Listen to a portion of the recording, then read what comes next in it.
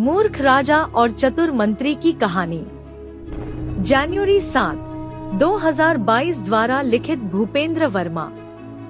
कई सालों पहले नदी के किनारे पर एक दियत्स नामक नगरी हुआ करती थी। इस नगरी में शासन करने वाला राजा बहुत ही मूर्ख था। वहीं राजा का मंत्री बहुत चतुर था। एक दिन शाम के समय राजा और मंत्री दोनों नदी किनारे टहलते हुए शाम का आनंद ले रहे थे। तभी राजा ने मंत्री से एक सवाल पूछा, क्या तुम बता सकते हो कि यह नदी किस दिशा में और कहां तक बहकर जाती है? मंत्री ने राजा को तुरंत जवाब देते हुए कहा कि यह नदी पूर्व की दिशा में बहती है और यह पूरब देश तक जाती है। इस पर राजा ने कहा कि वह नहीं चाहता कि हमारे देश का पानी पूरब के देशवासी इस्तेमाल करें। राजा ने मंत्री को नदी का पानी रोकने के लिए दीवार खड़ी करने का आदेश दिया। तभी मंत्री ने राजा से कहा कि ऐसा करने पर हमारा ही नुकसान होगा।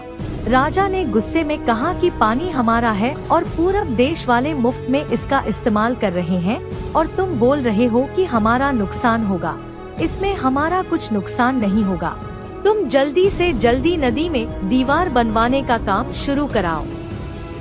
मंत्री राजा की आज्ञा का पालन करते हुए कारीगरों को बुलाता है और नदी के पास दीवार बनवाने का काम शुरू करवा देता है।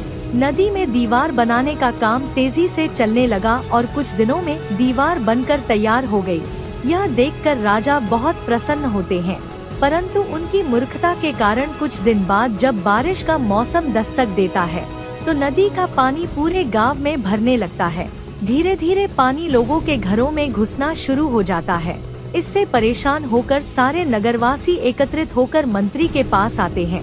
मंत्री उन्हें आश्वासन देता है कि वह इस समस्या का हल ढूंढ निकालेगा।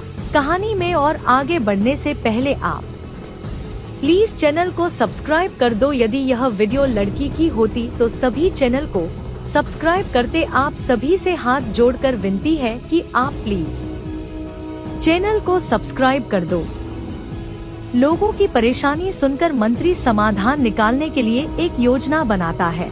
उन्होंने राजमहल में समय को बताने के लिए घंटा बजाने वाले शख्स को इसमें शामिल किया। वह समय के अनुसार घंटा बजाता था, जिससे लोगों को समय पता चलता था। मंत्री ने उसे कहा कि आज तुम प्रति घंटे की बजाय हर आधे घंटे में घंटा बजाना। उस आदमी ने मंत्री ने जैसा कहा वैसा ही किया। इससे जब सुबह के 3 बज रहे थे तो उसने 6 बार घंटा बजाया।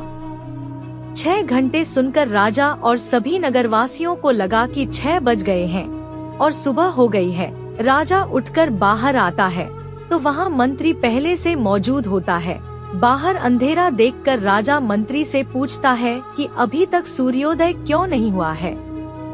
राजा के सवाल का जवाब देते हुए मंत्री ने कहा, महाराज प्रातःकाल हो चुकी है, पर हमने पूर्व दिशा वालों के यहाँ पानी को जाने से रोक दिया है, तो शायद इसलिए उन्होंने हमारे यहाँ सूर्य की रोशनी को आने से रोक दिया है।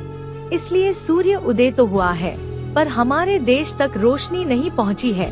ऐसा लग रहा है कि अब हमारे देश में सूरज की रोशनी कभी नहीं पहुँच पाएगी। यह सुनकर राजा चिंता में पड़ जाता है और मंत्री से पूछता है कि क्या इसका कोई उपाय नहीं है। तब मंत्री उत्तर देता है कि महाराज, अगर आप नदी का पानी छोड़ देते हैं तो हो सकता है कि वो भी सूरज को छोड़ देंगे। इससे राज्य में फिर से रोशनी आ जाएगी। राजा मंत्री को तुरंत नदी की दीवार तोड़वाने का आदेश देता है। मंत्री कारीगरों को नदी पर ले जाकर उन्हें दीवार तोड़ने के लिए कहता है। कुछ घंटों में कारीगरों ने दीवार गिरा दी और तब तक सूरज के निकलने का समय भी हो गया था। सूर्य उदय हो गया। सूर्य की लालिमा देखकर राजा बहुत खुश हुआ और मंत्री को इनाम देने की घोषणा की। राजा ने मंत्री की तारीफ करते हुए कहा कि तुम्हारे कारण हमारे राज्य में फिर से सूर्य उदय हो पाया है और तुमने हमारे राज्य को अंधकार से बचाया है। इसके बाद मंत्री कहता है कि महाराज, यह तो राज्य के लिए प्रति मेरा फर्ज था।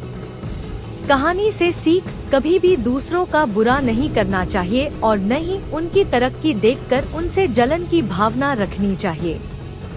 अगर आपको इन कहानी में थोड़ा सा भी मजा आया है तो प्लीज चैनल को सब्सक्राइब कर दो। यदि यह वीडियो लड़की की होती तो सभी चैनल को सब्सक्राइब करते आप सभी से हाथ जोड़कर विनती है कि आप प्लीज चैनल को सब्सक्राइब कर दें।